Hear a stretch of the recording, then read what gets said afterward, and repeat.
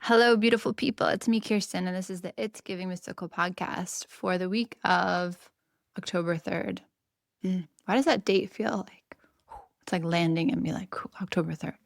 The week ahead, it's Friday today. It's been such a wild week with Shaman School finishing up on Monday and then getting back in the swing of things. And this interesting place I'm holding right now where I'm deep in my own process, deep in my own snake medicine, Hatun Sachamama, and also holding the transformation of so many people that I adore and that I love, including my children. They're going through their own shedding, their own transformation. So just kind of sitting in this interesting place.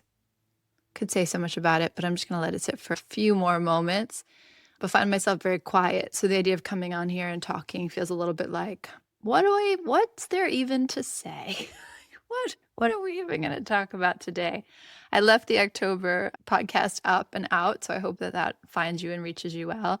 And I listened to it back and I was like, oh, it's hard medicine. It's hard medicine in this moment to look at the world and say, wow, what if it can get so good? Like, what if it can all work itself out? What if it can all get more beautiful? What if it all goes my way? It's challenging. But I heard an astrologer or a numerologist, someone, I think it was on TikTok, was saying there's something about the movement towards what's possible, the movement towards optimism that's so key right now. And I said it on the podcast, but it struck me the way he said it was this idea that we are being asked to choose lanes. We're being asked to move down the river and the river's forking and the river, and there's this pull, there's a current kind of pulling you towards despair or collapse or isolation or hopelessness or even cynicism, and the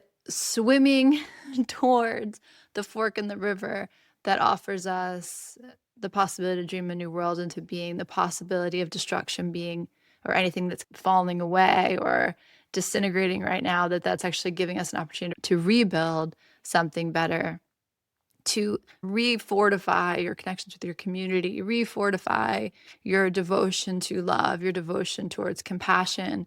There's just something very interesting about the tide pulling you in this direction of, I mean, you could, if you just read the headlines, right? Or you just turn on any media device and you can get swallowed by the negativity. And so this practiced, continuous gesture towards a different stream of possibility is so powerful. And it might even be the thing. It might even be the question right now. Can we find a new way forward? Can we ground ourselves into love and truth and compassion and peace? And can we believe in its power as it works through us and as it works through the world? So yeah, so you might listen to the October thing and just be like, Kirsten is so funny, but come on. And there's a part of me that's like, hears you completely. What is she talking about?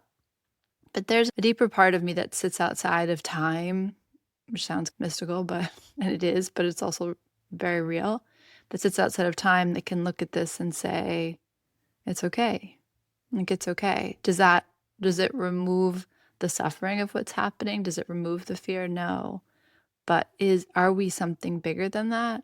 Yes. And are we willing to fight for something bigger than that? I hope so. I really do hope so. I was going to keep it real sweet and simple today because for so many reasons, but mostly because I also have this sensation that we're in a little bit of information overload. It might do us better to cook a meal with a friend or go walk outside barefoot or go play with an animal you love or go read a book, like a paper one. But I also know that I find a lot of solace in the people that I listen to and the people that show up for me in the virtual realms time after time. So I want to offer that as well. The card I pulled for us is the Page of Swords. And I actually pulled an animal card with it. And the animal card I pulled with it was Antelope. But the message was shake, release, move on, heal.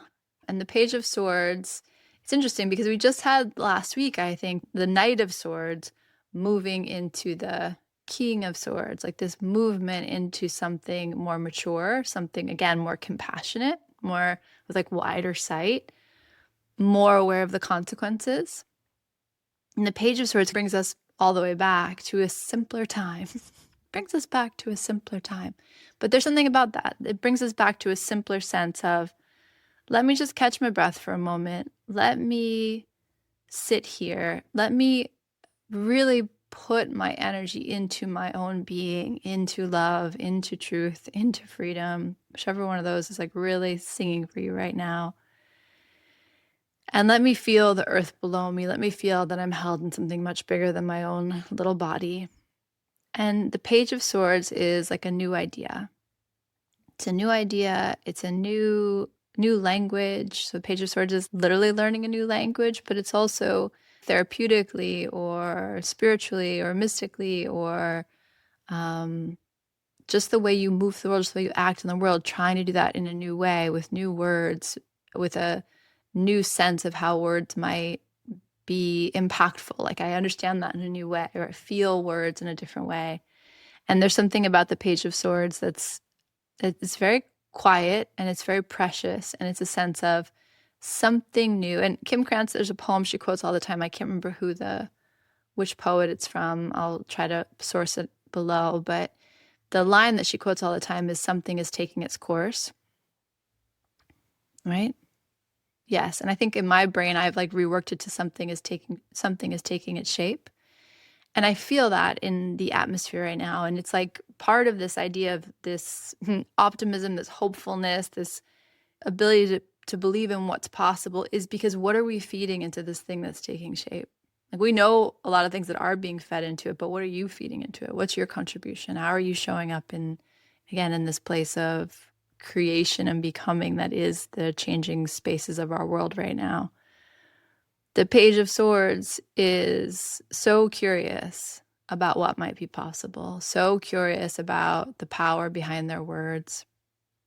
And the classic thing I would say about the Page of Swords, like I don't think it's Rachel Pollack, it's another writer. I think it's the writer who writes the book on the Minor Arcana that I like so much, that I've recommended to so many of you. But this idea of the Page of Swords is like a teenager who realizes they can wound with their words for the first time. There's something about the power, like really understanding the power that your words have. And something about literally this idea of like spell casting with your language, which makes me back to kind of how I started, right? Isn't everything that's meant to be said? But it comes back to where I started in that you are spell casting all the time. I saw another creator who was like, stop saying delusional, stop saying delulu. Like you are not delusional. You're paying attention. You are aware. Are there moments where you have to step back from the intensity of it all? 100%. Does that mean you're delusional? No. It's the same idea of the trend that's going around. People say like, what radicalized you?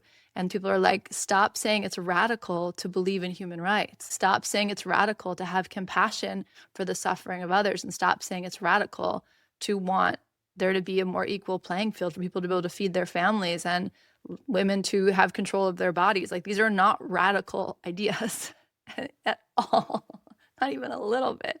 Like feeling the humanity of a woman as equal to the humanity of, or the humanity of an immigrant as equal to the humanity of anyone else walking around here. There's nothing radical about that. So let's stop saying what radicalized you and let's start saying what convinced you to take the humanity out of the equation. What changed you so that you can't see the heartbeat in another human?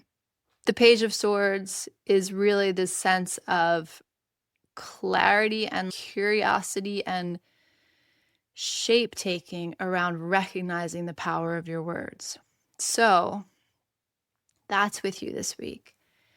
It came up in the October thing as well. Yom Kippur is the Day of Atonement. But there is something about this idea of forgiving yourself that's present. And again, like if you can forgive more widely than you, aho. But you have to start with you, because the thing that makes someone else unforgivable are the parts of you that are unforgivable, the echo, the resonance, the connection there. So we start by forgiving ourselves so that we liberate ourselves in effort to liberate everyone else. That's the work. That's one of the key things we're striving towards and striving for in this, again, world that we're co-creating every day with every word we speak, with every action we take, or every inaction we choose not to take. And so there's something about the Page of Swords that's becoming very just clear. And the way it's coming through my body right now, it's like this pause and this consideration for the power of your words and for how you're going to choose to speak moving forward. The thing that also comes up, so that's kind of like the serious take on the Page of Swords. The lighter take on the Page of Swords is play with your words. And these are not paradoxical. Play with your words. Be willing to flirt. Be willing to try something new. Be willing to hear someone in a new way. Be willing to offer a response because you're playing with words and life and energy, and not take it so seriously, like not get so heavy with it that every word has to matter. So it's this interesting, they're not paradoxical, but they could sound that way. Notice how important and powerful your words are, and stop taking the words so seriously. Start playing with the energy of it a little bit more. And these two things can go hand in hand. Like, my words have power. Well, then why don't I have affirmations that I speak to? Why don't I speak to myself in the mirror with kindness? Like, why don't I have that funny conversation or allow that conversation to, or say the extra words? This comes back to that idea of these like small community interactions. Did something last night to Griffin's soccer coach. I was like trying to hand him money, but like at a really weird moment for like referee fees. And he didn't understand why I was trying to hand him money. And then he got weird. And then I didn't know why he was being so weird. So then I got weird. And then we both burst out laughing. And then when I picked Griffin up from soccer, we were talking to each other. And he was like, this is what I thought was happening. And I was like, I didn't know what was happening. But we were both like literally doubled over laughing. I don't know him. We barely know each other. But in that moment, we were two humans being awkward in the world and just life, like seriousness, the world. And there's just something like, doesn't that lighten your heart even just for a moment? The guy at the gas station today, I was doing something weird with a lot of this does stem from me being an incredibly awkward human being. But I was trying to do something at the, what do you call it, gas station, and I was trying to get my credit card out, and I like did again like a really weird, awkward thing. He started laughing so hard. I started laughing so hard. Can we infuse joy and lightness and connection and play? We're not against each other. Echoing through the hills right now that we should be against each other when we're all just human. We're all just here with a heartbeat. We're all just trying to make it work the best way we can. Does that mean everyone has good intentions? No. But when you can feel that safety again in your own body to allow you to be a little more open, what might be possible? It comes back to that October energy. What might be possible if you imagined everyone's on your side? If you imagined that, the thing you needed is right around the corner, and that the world, the universe, people want something good for you. How might you treat them if that was your assumption, that was your presumption? So Page of Swords says to me, language, thought, new air, new ideas, new ways of expressing yourself, and let it be a little more playful. Maybe it's not take your words less seriously, but it's take yourself less seriously, which goes back to that antelope energy, that shake, release, move on. There's something about I said this thing, I did this thing, and then I let it go. And it doesn't need to mean everything. I heard this other I maybe spend too much time on TikTok these days, but I heard this other guy, I get really good content on there. I heard this other guy who was talking about how seriously we take flirtation and attraction in our culture. He's like, Americans are so intense about it. If you feel attraction, if you flirt, it like means so much. He's like, wouldn't it be better if we just allowed the fact that we're attracted to other humans and we like to exchange energy without breaking boundaries or without it being inappropriate or without us trespassing in other people's space? Just this lightness of, I find beauty in you. Like, I find joy in knowing you. And can we let that be something that we hold again, just more lightly? And then can we take the energy of, hey, shake it and release it and move on? Not every interaction needs to mean everything. It doesn't all need to be so serious. And then the antelope energy, I just feel that as a lightness. And what comes to mind is the idea of the antelope as a prey animal. So many of us can identify right now. And just this sense of, don't underestimate the power of light footsteps. Don't underestimate the power of being able to glide away when you have to bounce off, to move on, to let it go.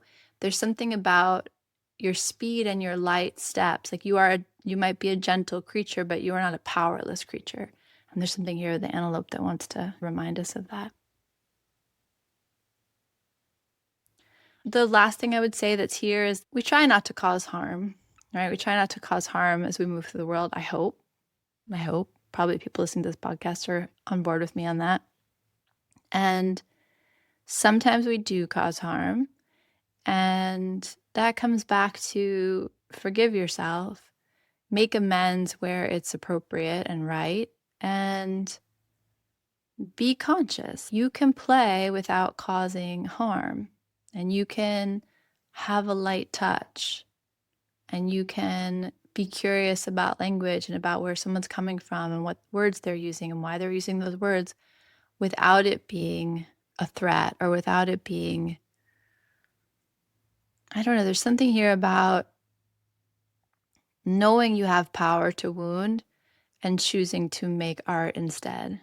And that's just an invitation that's vague, but I'm going to leave you with it because I'm pretty sure it's going to mean something to you. So language, play, movement, socialization, all of that is really blessed with the Page of Swords energy. And I would just say, whatever you're playing with in the realm of language and thought, allow yourself to take yourself a little less seriously while you do so. Okay. Just cannot wait to see where this month takes us, and sending you guys so much love. And yeah, I really love when Kim says that. She'll say something is taking its course. I really feel that here. And I, for one, am going to be swimming with all my power, which is significant, towards the river that takes us to a place of taking better care of each other from the micro to the macro. All right. Sending you all love. Happy October. Happy October 3rd. Why is that date ringing in my head? It must mean something. Bye.